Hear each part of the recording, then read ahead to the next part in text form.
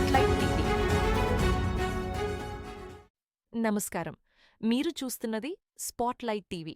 నేను మీ యాంకర్ స్వప్న. ఈరోజు ప్రధాన వార్తల్లోకి స్వాగతం.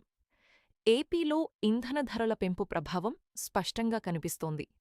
పెట్రోల్, డీజిల్ ధరలు పెరగడంతో కూరగాయల ధరలు కూడా మార్కెట్లలో పెరుగుతున్నాయి. సామాన్య కుటుంబాలపై అదనపు భారం పడుతోంది. రాష్ట్రంలో ఎండలు, వర్షాలు ఒకేసారి ప్రజలను ఇబ్బందులకు గురిచేస్తున్నాయి. పలు జిల్లాల్లో వేడిగాలుల హెచ్చరికలు కొనసాగుతుండగా, మరోవైపు ఉరుములు, పిడుగులతో కూడిన వర్షాలు కురిసే అవకాశముందని వాతావరణ శాఖ తెలిపింది. అమరావతిలో అంతర్జాతీయ విమానాశ్రయం ఏర్పాటుకు ప్రభుత్వం కీలక చర్యలు చేపడుతోంది. తాడికొండ మండలం రావెల సమీపంలో భారీ స్థలాన్ని గుర్తించినట్లు సమాచారం. ఏపీఆర్టీసీకి ప్రభుత్వం గుడ్ న్యూస్ చెప్పింది. మరో 1450 ఎలక్ట్రిక్ బస్సుల కొనుగోలుకు అనుమతి ఇచ్చింది. త్వరలోనే టెండర్ ప్రక్రియ ప్రారంభం కానుంది. ఇంటర్ ఫలితాల్లో గుంటూరు జిల్లాలో షాకింగ్ ఘటన వెలుగులోకి వచ్చింది. మొదట 5 మార్కులతో ఫెయిలైన విద్యార్థినికి రీవాల్యుయేషన్ తర్వాత 60కి 60 మార్కులు రావడం చర్చనీయాంశంగా మారింది.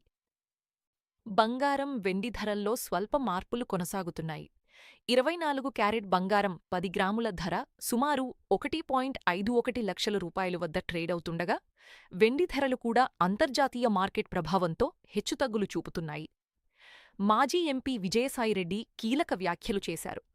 దేశంలో పెరుగుతున్న ఎండల నేపథ్యంలో ఆంధ్రప్రదేశ్తో పాటు సార్వత్రిక ఎన్నికలను కొన్ని నెలల ముందుగానే నిర్వహించాలని ప్రధాని మోదీ కేంద్ర ఎన్నికల సంఘానికి విజ్ఞప్తి చేశారు.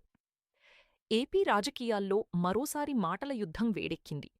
మాజీ CM YS Jaganmohan Reddy CM Chandrababu నాయుడుపై తీవ్రస్థాయిలో విమర్శలు గుప్పించారు. పొరపాటున ఎవరైనా చంద్రబాబు దగ్గర మావిగన్ అంటే గుండె ఆగిపోతుంది అంటూ జగన్ సంచలన వ్యాఖ్యలు చేశారు. చంద్రబాబు తనపై విమర్శలు చేస్తే వెంటనే ఆగ్రహంతో స్పందిస్తారని అన్నారు. అమరావతి ప్రాజెక్టుపై కూడా జగన్ తీవ్ర అభ్యంతరం వ్యక్తం చేశారు.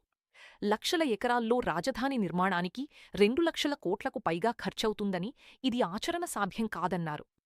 ఇప్పటికే అమరావతి పేరుతో భారీ అప్పులు తీసుకున్నారని, మరో 9,200 కోట్ల రూపాయలు ఖర్చు చేయడానికి ప్రభుత్వం సిద్ధమవుతోందని ఆరోపించారు. రాష్ట్ర పరిస్థితులను దృష్టిలో పెట్టుకుని 110 కిలోమీటర్ల హైవే కారిడార్ మావిగన్ను రాజధానిగా అభివృద్ధి చెయ్యాలని మేము సూచించామని జగన్ తెలిపారు. మరిన్ని రాజకీయ అప్డేట్స్ కోసం స్పాట్లైట్ టీవీను సబ్స్క్రైబ్ చేయండి. నేను మీ రవికాంత్. నమస్కారం. ఇవే ఈరోజు ప్రధాన వార్తలు.